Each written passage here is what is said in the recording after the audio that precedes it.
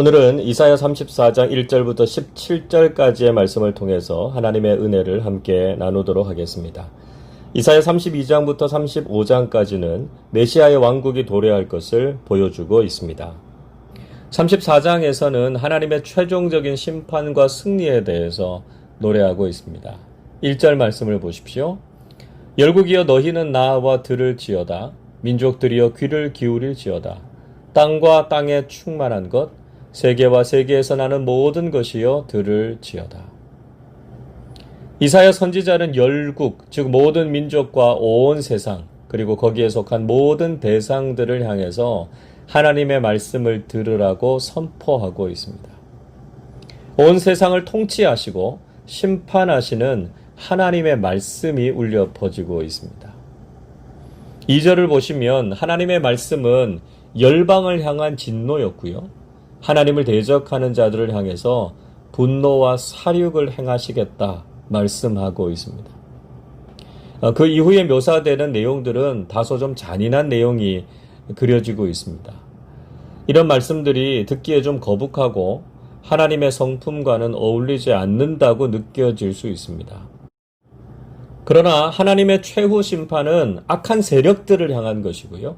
하나님을 대적하는 자들은 결국 처절한 멸망을 경험하게 될 것을 경고하고 있는 말씀입니다. 그래서 이런 하나님의 심판을 깨닫고 악과 함께 저주와 심판을 받지 않도록 악을 떠나야 한다는 것을 깨닫게 해주시고 있습니다. 이사야 선지자는 여호와의 칼이 에돔을 진멸하시고 심판하신다고 말씀하고 있습니다. 5절 말씀 보십시오. 여호와의 칼이 하늘에서 족하게 마셨은즉 보라 이것이 에돔 위에 내리며 진멸하시기로 한 백성 위에 내려 그를 심판할 것이라. 여호와의 칼이 하늘에서 족하게 마셨다라고 하는 말은 칼을 단단하게 하거나 빛나게 하기 위해서 기름에 담가두는 관습을 반영해서 이야기하고 있습니다. 즉 이 말씀은 하나님의 심판이 이미 계획되고 준비가 다 맞춰져서 이제 실행만을 앞두고 있다는 뜻입니다. 이제 곧 임하게 될 하나님의 심판에 대한 경고의 말씀입니다. 그 칼이 에돔 위에 내려서 그들을 진멸하고 심판하신다고 말씀하셨습니다. 에돔은 그 형제인 이스라엘을 대적했던 나라로 하나님의 심판의 대상이었습니다.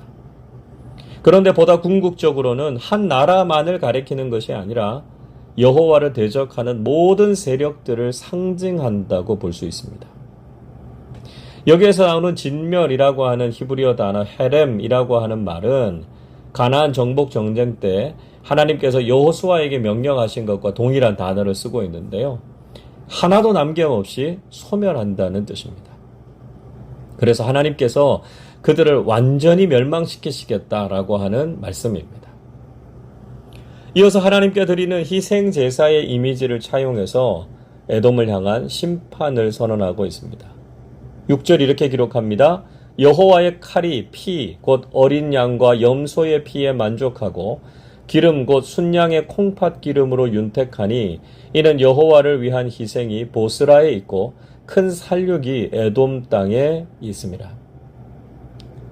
여호와의 칼이 어린 양과 염소의 피에 만족하고 순양의 콩팥 기름으로 윤택해졌다 이렇게 말씀하고 있습니다.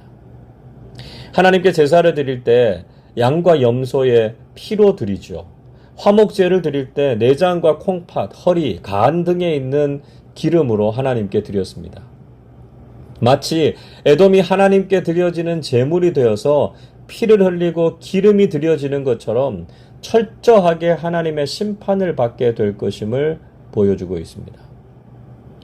그리고 여호와를 위한 희생이 보스라에 있을 것이다 말씀하셨습니다.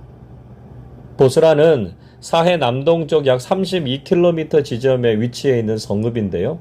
오늘날 이름으로는 부세이라라고 하는 이름으로 알려진 도시입니다. 이곳은 염색공업이 발달했고요. 에돔에서 아주 중요한 도시였습니다. 이 이름의 뜻은 꿰뚫을 수 없는 이라고 하는 뜻을 가지고 있습니다. 이곳은 해발 900m 높은 곳에 위치해 있는 천혜의 요새였습니다. 그런데 바로 이곳에서 여호와를 위한 제사가 드려진다라고 하는 것은 요새와도 같은 도시가 점령당하는 하나님의 심판이 임하게 된다는 것이죠. 그 멸망의 모습을 큰 사륙이라고 표현하고 있습니다. 에돔이 멸망할 때 얼마나 많은 사람들이 죽게 될 것인지를 보여주고 있는 것이죠.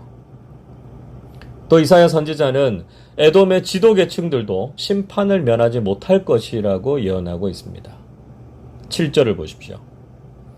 들소와 송아지와 숫소가 함께 도살장에 내려가니 그들의 땅이 피에 취하며 흙이 기름으로 윤택하리라. 들소라고 하는 히브리어 단어의 M이라고 하는 말은 에돔 족속의 지도층들, 권세자들을 상징하고 있습니다. 그들도 송아지와 숫소들, 즉 모든 백성들과 함께 하나님의 심판을 받아서 파멸에 이르게 될 것을 말씀하시고 있습니다. 그들의 땅이 피에 취하고 흙이 기름으로 윤택해진다라고 하는 것은 많은 살육을 통해서 그 땅에 피와 기름이 뒤범벅이 될 것임을 상징하고 있습니다. 그만큼 그 땅에 엄청난 심판과 멸망이 임하게 될 것임을 과장될 정도로 상징적으로 표현해 주고 있습니다. 바로 이 마지막 때의 심판은 하나님께서 원수들을 향해서 베푸시는 최후의 보복과 원수 갚음을 의미하고 있습니다. 8절 보십시오. 이것은 여호와께서 보복하시는 날이요 시온의 송사를 위하여 신원하시는 해라. 하나님께서는 지금까지 당신의 백성들이 어떤 고통을 당해왔고 하나님의 이름이 얼마나 더럽힘을 당해왔는지를 보고 계셨습니다. 그리고 마지막 때에 당신의 백성들을 구원하시고 하나님의 복수가 시작된다는 것을 말씀하고 계시죠. 하나님께서는 결국 일어나셔서 원수를 갚으시고 택한 자들의 억울한 것을 풀어주신다는 것입니다. 공의로 심판하신다는 것을 보여주시고 있죠. 여러분, 우리가 지금 이 세상 속에서 고난을 당하고 어려운 일을 당할지라도 하나님께서 모르시는 것이 아닙니다. 하나님께서는 반드시 하나님의 날에 이 모든 것을 갚아주시고 하나님의 심판을 허락하실 것입니다. 우리가 바로 그날까지 믿음으로 인내하면서 하나님을 소망하는 사람들이 되어야 한다는 것이죠. 계속해서 하나님의 나라에 임하게 될 심판이 얼마나 무서운지를 보여줍니다. 9절 말씀 보시면 에돔의 시내는 역청같이 될 것이다. 즉 아스팔트나 피치처럼 될 것이다 말씀하지요. 그 티끌은 유황이 되고 그 땅은 불타는 역청같이 될 것이다 말씀합니다.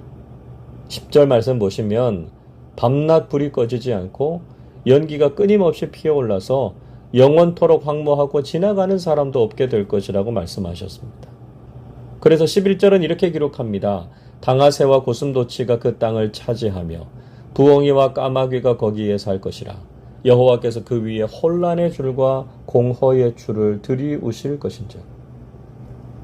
결국 사람이 지나가지 않고 살지 않으니까 짐승들이 거기에서 살게 될 것이라는 말씀입니다.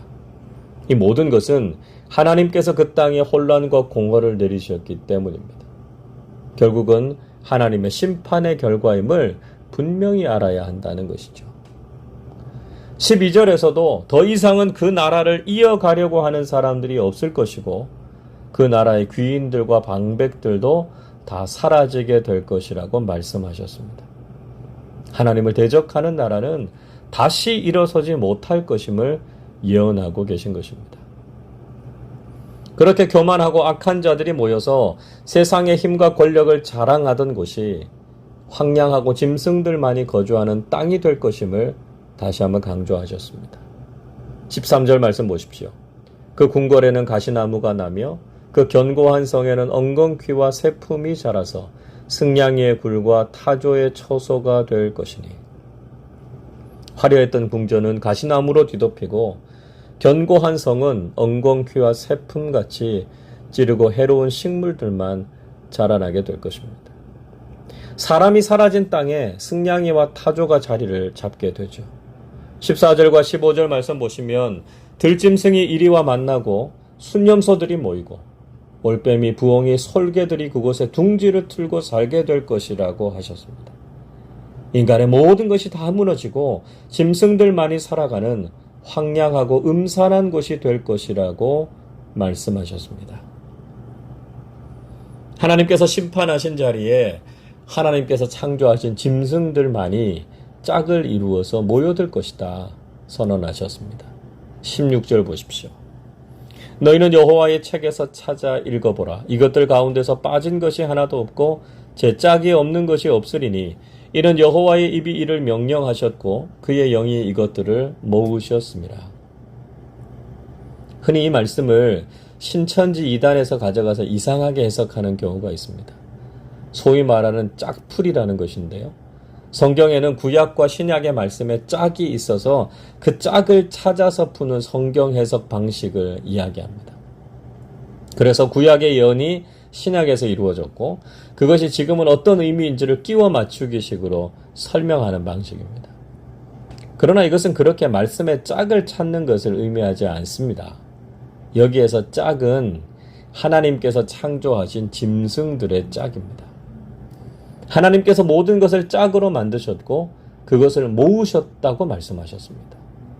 그래서 멸망한 에돔 땅에 짐승들이 짝을 이루고 평안하게 사는 것처럼 완전히 그 땅을 심판하시고 하나님의 뜻을 이루시겠다라고 하는 것이죠.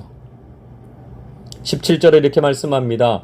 여호와께서 그것들을 위하여 제비를 뽑으시며 그의 손으로 줄을 띄어 그 땅을 그것들에게 나누어 주셨으니 그들이 영원히 차지하며 대대로 거기에 살리라. 이제 그 땅은 더 이상 악한 자들이 사는 땅이 아니라 하나님께서 짐승들에게 줄로 재어서 나누어 주신 땅이 되었습니다. 그 짐승들이 거기에서 영원히 살고 악한 자들은 다시는 그 땅에 거주하지 못할 것이라고 말씀하셨습니다. 하나님의 완전한 심판과 뜻이 이루어지게 될 것임을 말씀하신 것입니다. 하나님께서는 우리에게 최후의 심판과 승리를 약속해 주시고 있습니다. 반드시 하나님의 날에 모든 사람들과 나라들은 하나님의 다스리심과 심판이 임하게 되는 것을 볼 것입니다. 지금은 하나님의 뜻이 이루어지지 않는 것 같고 믿음의 사람들이 고난과 어려움을 겪는 것처럼 보입니다.